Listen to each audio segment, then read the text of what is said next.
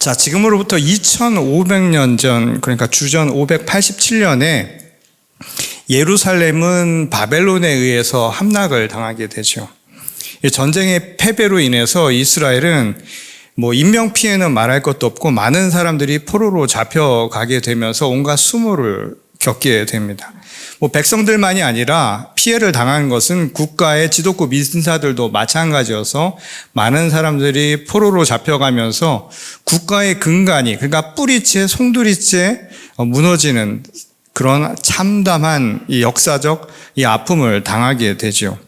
게다가 바벨론은 식민지인 이스라엘 땅에다 이민족들을 계속해서 이주시켜서 거기에 거주하도록 했습니다. 그렇게 해서 한 민족, 그러니까 유대 혈통을 가지고 있다고 믿고 있었던 사람들을 하나의 연대감을 갖지 못하도록 만들었죠. 일종의 그런 정책을 폈던 겁니다.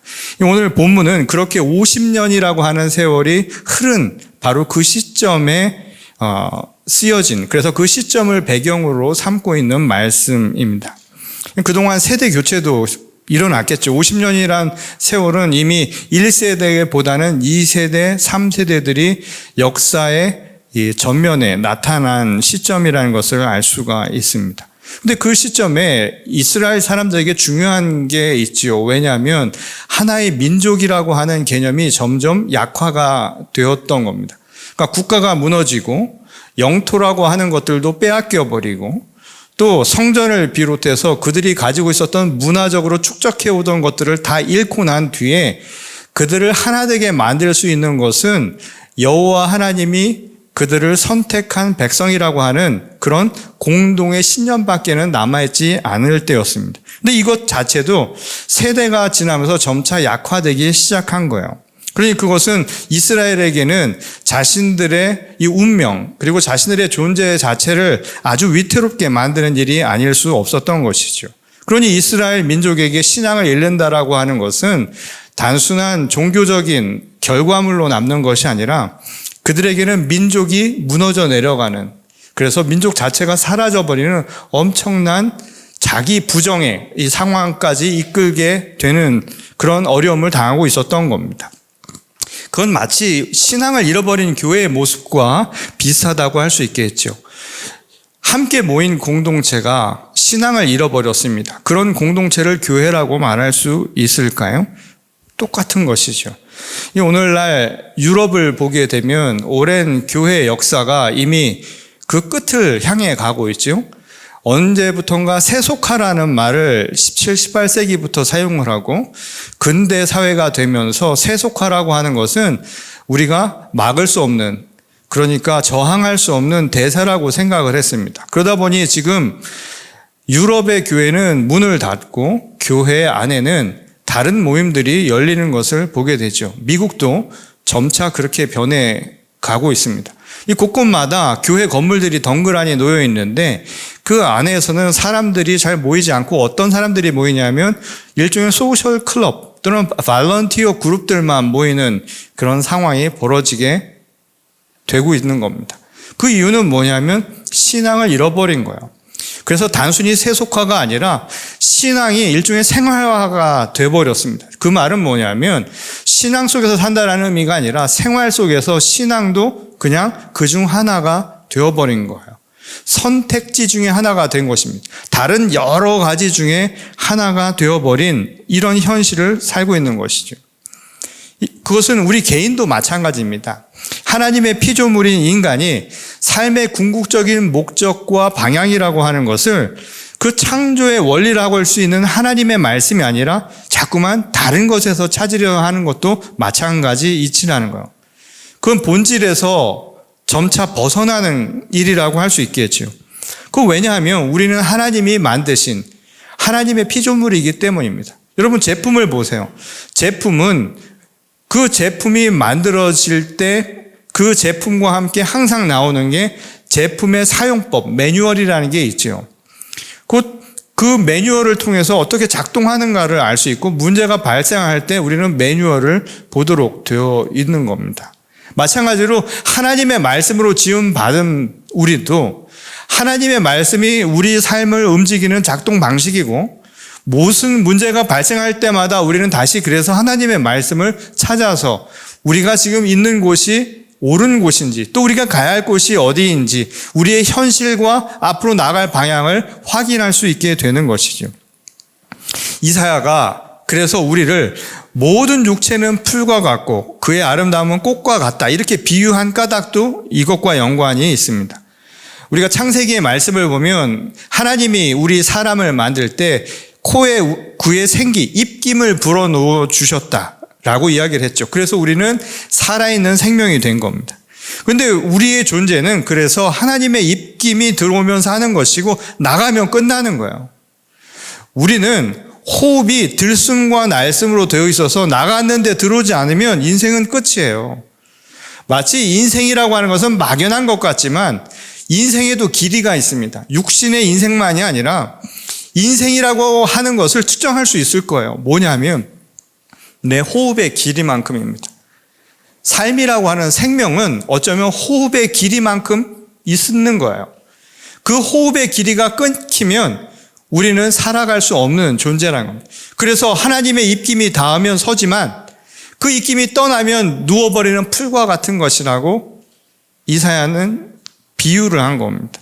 그리고 우리가 제 아무리 아름답게 보는 것, 그렇게 살아가는 우리에게 아무리 좋은 것이라 여겨질지라도 그것은 순간에 지나지 않는다는 거예요.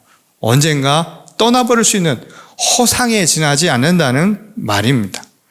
그래서 이사야는 우리 삶의 근원이자 방향이고 목적인 하나님의 말씀, 곧 그 신앙을 잃어버린다라고 하는 것은 결국 자기 존재를 부정하는 것이나 다름없다고 본 거예요. 그리고 우리 삶에 아무 의미도 남지 않게 될 것이라고 생각했던 겁니다. 그 바벨론 포로의 시간을 지나면서 그 이스라엘 사람들을 생각해 보세요. 포로로 잡혀간 사람들, 또 그곳에서 성장해 갔던 사람들이나 유대 땅에 남아 있었던 사람들, 그러나 다른 환경에 있었던 모두가 지금 하나님의 말씀에 의존하기보다 이 생존이라고 하는 것, 삶의 방편이라고 하는 것에 더 우선순위를 두고 살아있는 그런 현실 속에서 오늘 이사야는 이 말씀을 선포했던 겁니다. 말하자면 하나님의 신앙, 그것은 민족의 정체성을 흐트러뜨리는 것일 뿐만 아니라 우리 모두에게는 결국 우리 삶의 근원과 목적과 방향을 잃어버리게 만드는 것, 우리 존재를 부정하는 것과 똑같은 것이라고 이야기하는 거예요. 그러니까 오늘날 우리도 마찬가지죠.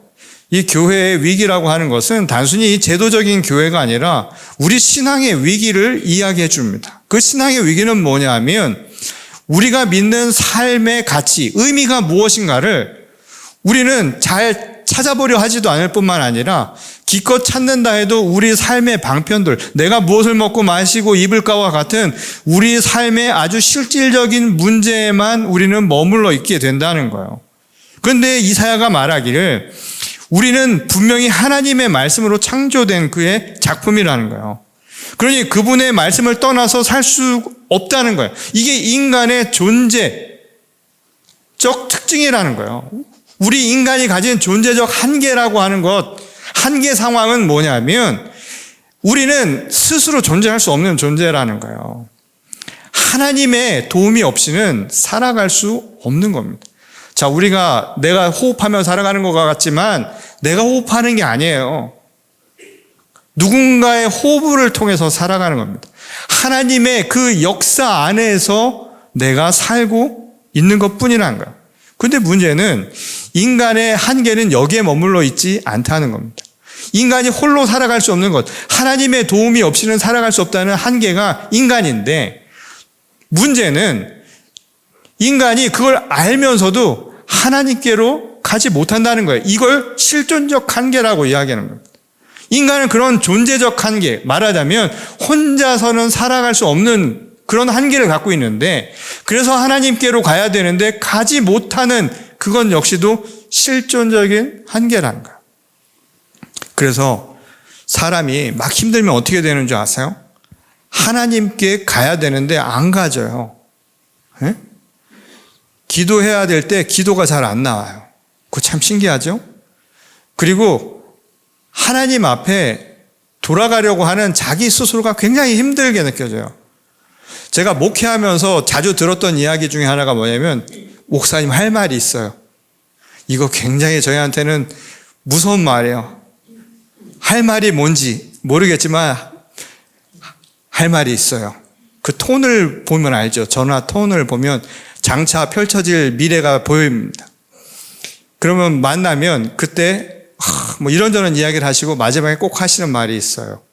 뭐냐면 잠시 쉴 겁니다.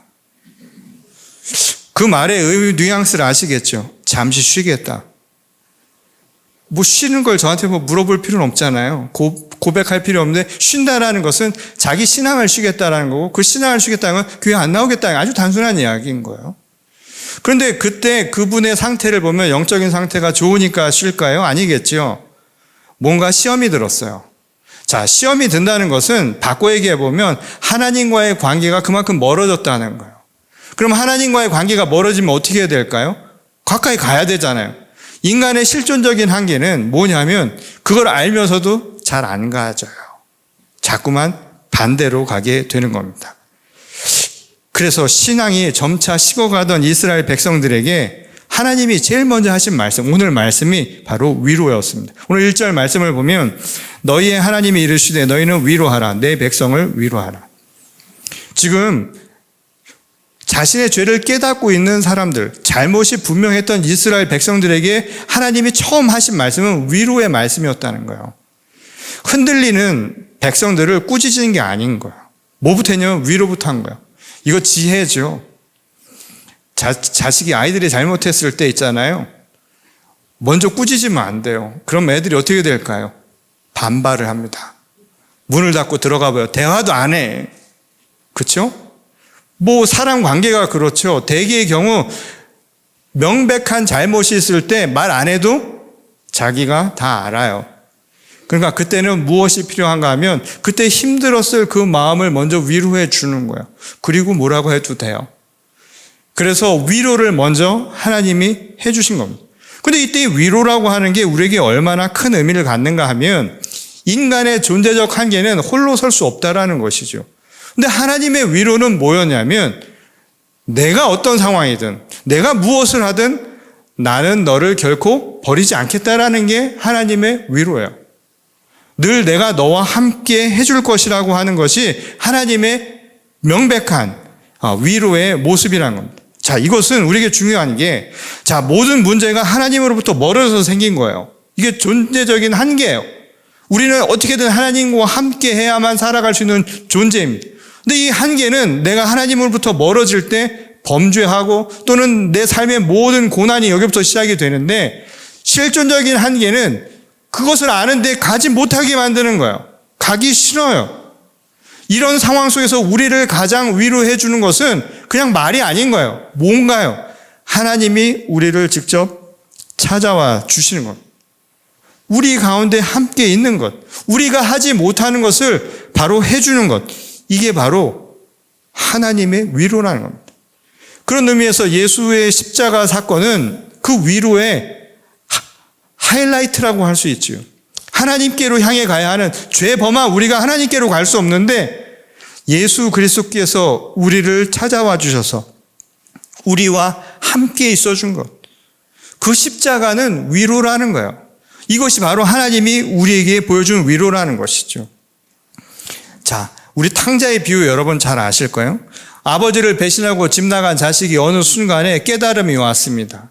이야기에서는 돌아가면 됐는데 대부분의 사람들은 돌아가지 못해요. 돌아가지 않아요. 그런 실존적인 한계를 가지고 있습니다. 그 순간 우리를 위로하시는 하나님의 그 위로는 뭐냐면 아들을 찾아주는 거예요. 같이 가서 있어주는 거예요. 이거보다 더 큰 위로가 있을까요? 그래서 이사야는 오늘 그렇게 위로의 하나님을 보라 라고 선포를 합니다. 오늘 본 말씀 9절을 보면 아름다운 소식을 시온에 전하는 자여 너는 높은 산에 오르라. 아름다운 소식을 예루살렘에 전하는 자여 너는 힘써 소리를 높이라. 두려워하지 말고 소리를 높여 유다의 성읍들에게 이르기를 너희의 하나님을 보라 하라. 지금 하나님을 보라라고 이사야는 이야기를 합니다. 근데 이 하나님을 보라 해서 눈으로 본다라는 의미는 당연히 아니겠죠. 이사야도 이걸 모를 리가 없을 겁니다. 왜냐하면 출애굽기 이 33장 20절 말씀을 보면 내가 내 얼굴을 보지 못하리니 나를 보고 살 자가 없음이니라. 이 당시 모세가 많은 사람들처럼 하나님의 영광, 하나님의 얼굴을 좀 보고 싶다라고 간청을 했습니다. 그런데 하나님은 그의 사랑스러운 종임에도 불구하고 그것은 불가능하다라고 거절을 하죠. 아주 단호하게 거절을 한 거예요.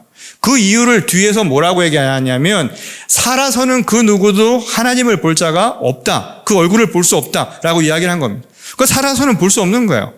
근데 이 말이 무엇을 뜻하는가 하면 하나님을 본다는 게 뭘까요? 하나님을 본다는 것은 살아서 볼 수 없다는 것은 죽음 이후에 있을 곧 하나님의 나라에 대한 이야기를 하는 거예요.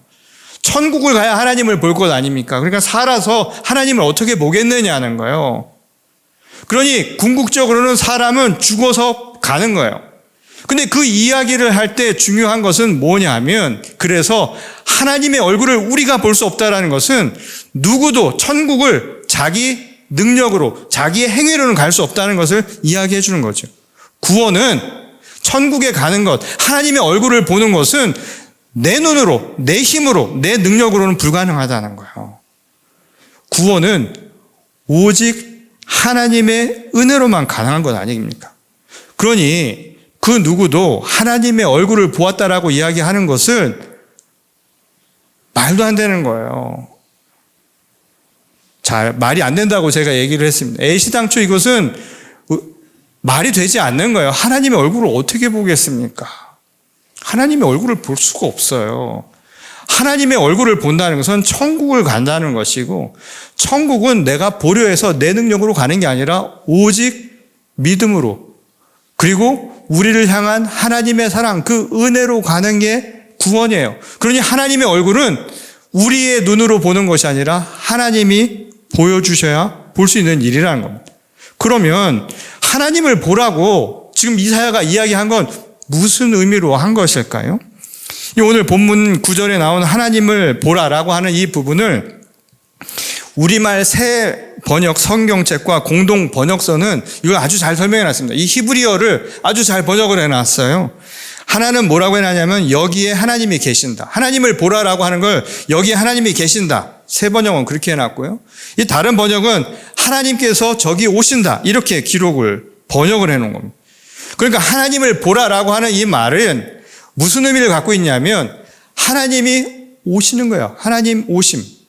우리 지난 중에 이야기했죠. 라틴어로 아드벤투스. 그러니까 어드벤트라고 하는 온다라고 하는 의미를 갖는 말이에요. 그러니까 이 말은 무엇을 얘기하냐면 하나님의 얼굴, 구원이라고 하는 것은 내가 가서 내 행위로 이루어지는 게 아니라는 거예요. 어떻게 우리가 갑니까? 못 가요. 하나님의 나라를, 하나님의 얼굴을 보는 것은 하나님이 오셔야 가능한 거란 이야기예요. 하나님의 은혜로 가능한 일이라는 겁니다. 그게 우리에게 주신 위로라는 거예요. 두 번째로는 우리 가운데 함께 계신다는 거예요. 임재를 의미하는 것이죠. 이 히브리어로는 임재, 영어로는 presence라고 하지만 이 presence를 나타내는 히브리어는 파님이란 단어를 주로 사용합니다. 파님이란 단어가 뭐냐면 얼굴이란 뜻이에요. 그러니까 하나님이 우리와 함께 계신다. 우리말로는 임재라는 말을 presence라는 말은 히브리어 전통에서는 하나님의 얼굴을 대하는 거예요. 그래서 얼굴 앞에 있는다라고 in the face of 그렇게 설명을 합니다. 하나님의 얼굴 앞에 있는 거예요. 그 앞에 있는 것. 그래서 라틴어로는 코람 데오라고 하는 말을 쓰죠. 하나님의 얼굴을 본다라는 거예요. 하나님의 얼굴을 보는 그런 상태를 임재라고 이야기를 한 거예요. 그러면 하나님은 모세에게 이야기하신 것처럼 살아서는 하나님의 얼굴을 볼 수 없다고 했는데 지금 이 이야기에서 임재는 하나님이 어떻게든 얼굴을 우리 현실 속에서 본다는데 그럼 그 얼굴은 과연 무엇을 뜻하는 얼굴일까요? 제가 지난 한 주 동안 우리 연합감리교회 안에 인종정의를 위한 태스크포스가 3년 전에 만들어졌습니다. 제가 그 태스크포스의 이 체어가 되었습니다. 코체어가 되어서 이 미국 사회에서 인종, 그 racial inequality 또는 discrimination, 바로 이런 부분에 대한 justice에 대한 일을 하게 되어서 지난주 이 흑인 민권 운동의 도화선이 되었던 알라바마주의 여러 도시들을, 유적지들을 순례하고 돌아왔습니다. 그래서 우리 아이들한테 이걸 보여주려고요, 답사를 하고 왔습니다. 저는 이걸 통해서 우리 아이들이 앞으로 우리 미국 사회에 뿐만이 아니라 이 전 세계의 리더가 될 수 있는 이 마음의 토양을 길렀으면 하는 마음으로 이 순례지를 우리 영어부 목사님과 여러 팀원들과 함께 다녀왔습니다. 이 사진을 한번 보세요. 지금 크게 보이는 저 사진은 1965년 9월 15일입니다. 그날이 무슨 날이냐면 썬데이예요. 그리고 10:22, 그거 써 있습니다. 10시 22분 아침입니다. 이 시간에 버밍햄이라고 하는 곳에 흑인 교회가 있는데요. 그 교회 이름이 16th Street Baptist Church, 그러니까 16번가 침례교회라고 하는 곳에서 이 백인 인종차별주의자들이, 아주 극단주의자들이죠, 이 교회에 다이너마이트를 설치했어요. 그래서 이 다이너마이트를 터뜨렸는데, 폭발했는데, 그때 지금 보이는 저 벽면, 저 창 밑이, 그 밑에 계단에다가 그걸 터뜨려가지고 거기에 있었던 아이들, 지금 4명이 그 사고로 숨졌습니다. 저 아이들 나이가 그때 몇 살이면 11, 13, 11살, 13살 밖에 되지 않은 아이들입니다. 이때 미국 사회에서 여러분들도 잘 아시겠지만 흑인들이 무엇을 했냐면 민주주의의 가장 기본권이에요. 투표권, 참정권을 얻기 위해서 이들이 행했던 모든 것들은 비폭력으로 시민운동을 하는 게 다입니다. 그리고 이 교회가 그 지역의 일종의 거점 장소 중에 하나였던 거예요. 그곳을 택해서 무자비하게 이런 테러를 한 사건이었습니다. 근데 저는 이걸 보면서 무슨 생각이 들었냐면, 이걸 교회에 주일 예배 시간에 했다는 거 아니에요. 10시 22분에 터뜨렸다는 건 지금 이 시간 아니에요. 알고 터뜨린 거예요. 근데 이 테러를 벌인 사람들도 자신을 I'm a Christian 이라고 생각을 했던 사람들입니다. 도대체 이 사람들이 믿는 하나님은 어떤 하나님이길래 이렇게 무자비한 일을 저렇게 과감히 죄의식도 없이 할 수 있게 만들었을까요?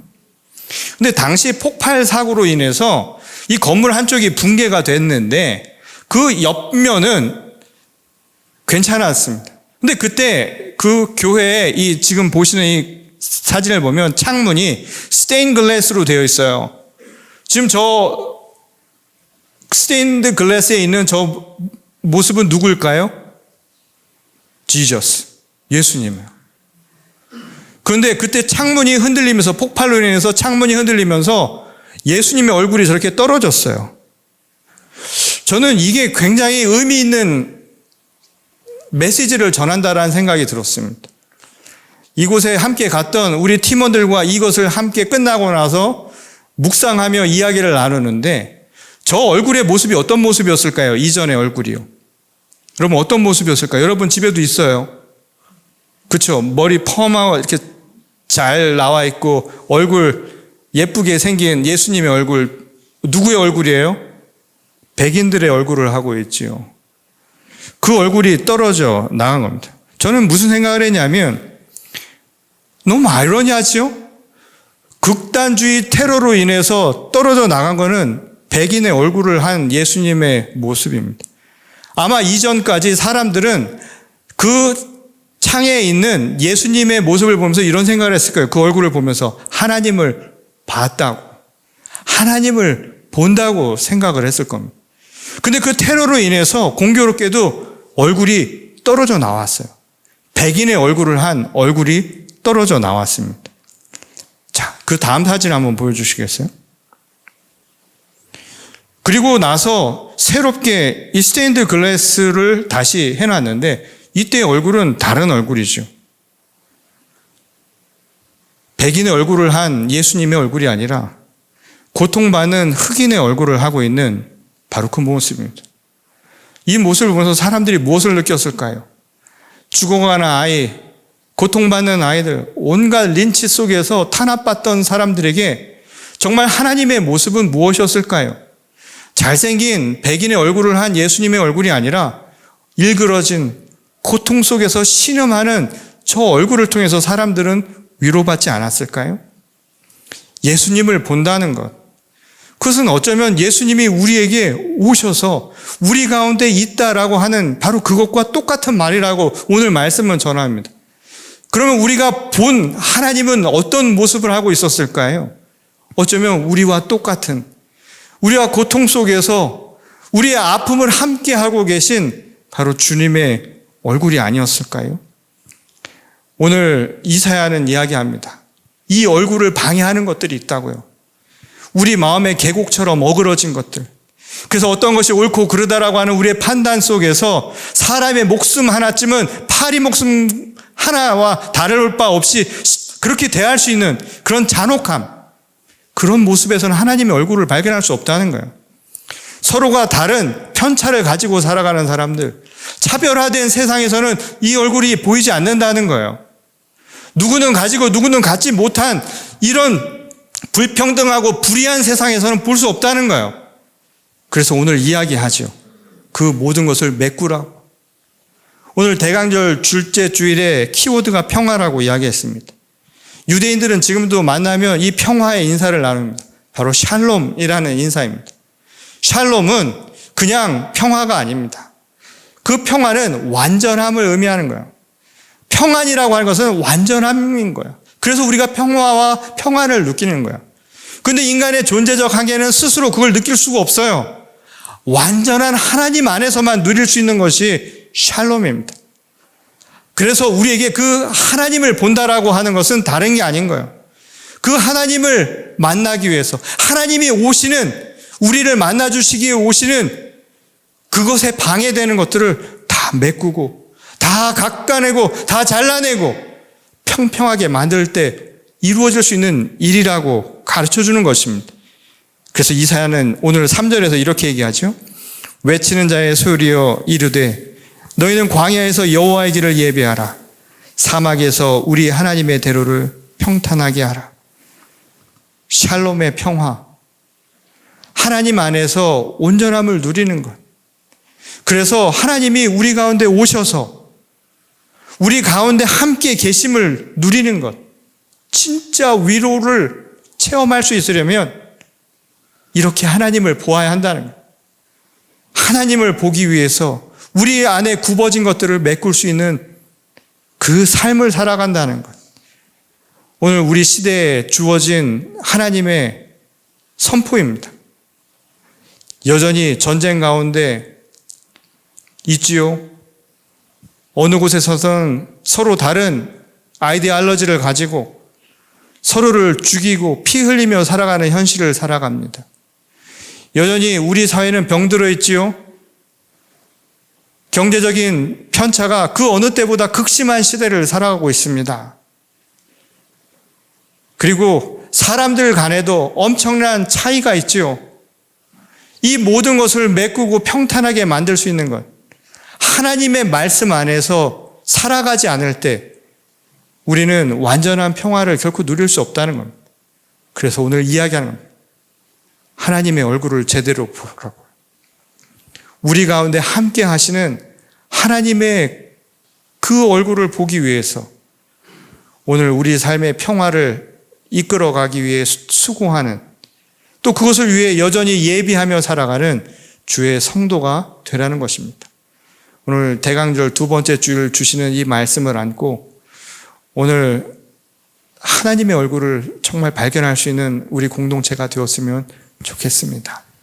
여전히 이 땅 가운데 위로가 필요한 이들의 그 눈에 진정한 주님의 얼굴이 보일 수 있도록 함께 하나님의 나라를 이끌어가는 저와 여러분 모두가 될 수 있기를 주님의 이름으로 간절히 축원합니다. 우리 이 시간 함께 마음 모아서 같이 기도하도록 하겠습니다. 하나님, 오늘 우리들의 삶 속에 여전히 함께 계시고 또 우리를 찾아와 주셔서 위로해 주심을 저희들이 고백합니다. 여전히 저희는 그럼에도 불구하고 하나님을 등지고 우리가 아름답다고 생각했던 것들, 좋게 보이는 것만 추구하며 사는 것은 아닌가. 그래서 제 갈 길로 점점 멀어지며 살고 있는 것은 아닌가. 그런 우리를 주께서 아시고 직접 찾아와 주셔서 그 옆에서 함께 계시니 감사를 드립니다. 그런데도 여전히 참 저희들은 하나님의 마음도 모르고 그래서 하나님의 얼굴을 우리가 제대로 보지 못하며 살았던 것은 아니었을까요? 비록 우리는 우리 눈으로 하나님을 볼 수 없지만 오늘 우리 삶 속에서도 하나님의 얼굴을 볼 수 있는 유일한 길이 있다는 사실을 오늘 말씀을 통해서 깨닫게 되었습니다. 그것은 우리 삶에 서로를 가로막고 있었던 장애물들을 무너뜨리는 것이고 또 우리 가운데 정의롭지 못한 것들을 새롭게 하는 것에서 찾을 수 있다는 사실을 알게 되었습니다.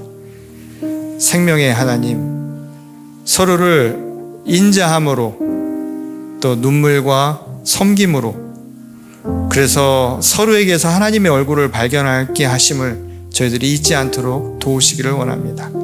오늘 이 시간 부름받은 하나님의 교회가 하나님의 뜻을 따라 앞으로도 세상을 평탄하고 평화롭게 만드는 일에 힘써 일할 수 있도록 우리가 깨어있는 이 시대의 신실한 자녀들이 다 되게 하시기를 원하오며 사랑이신 우리 주 예수 그리스도의 이름으로 감사하며 기도드렸습니다. 아멘.